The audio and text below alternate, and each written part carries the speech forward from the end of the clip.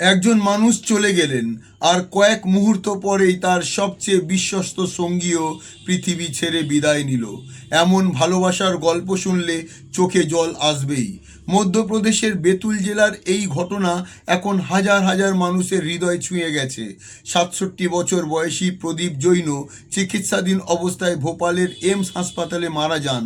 তার মরদেহ বাড়িতে আনার পর থেকেই ১৫ বছরের পোষ্য কুকুর ডুগ্গু অস্বাভাবিকভাবে আচরণ করতে শুরু করে। তাকে অন্য ঘরে রাখা হলে সে সারা রাত অস্থির ছিল, বারবার ঘেউ ঘেউ করছিল, যেন নিজের প্রিয় মানুষটির কাছে যেতে চাইছিল।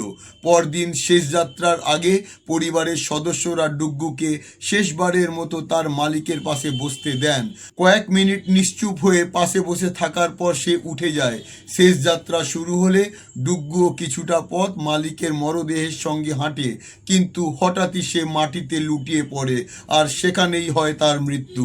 পরিবারের দাবি ১৫ বছরের সঙ্গীর বিচ্ছেদ সে সহ্য করতে পারেনি। প্রদীপ জৈনের ভাই জানান, ডুগ্গু প্রতিদিন মালিকের বাড়ি ফেরার অপেক্ষায় থাকত, এমনকি মালিক অসুস্থ হলে সে খাওয়া দাওয়া বন্ধ করে দিত।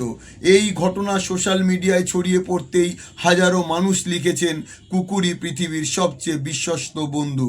ভালোবাসা কখনো ভাষা বোঝে না, মানুষ হোক বা প্রাণী, সত্যিকারের সম্পর্ক হৃদয়ের বন্ধনেই গড়ে ওঠে।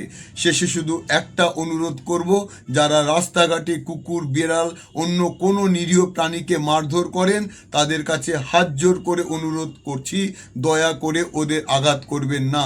আপনার যদি খাবার দেওয়ার সামর্থ্য না থাকে, ইচ্ছে না থাকে, সেটা আলাদা বিষয়, কিন্তু বিনা কারণে ওদের কষ্ট দেবেন না।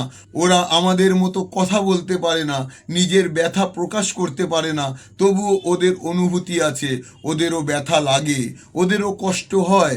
মানুষের পরিচয় শুধু মানুষের প্রতি নয়, সব জীবের প্রতি তার আচরণে ফুটে ওঠে।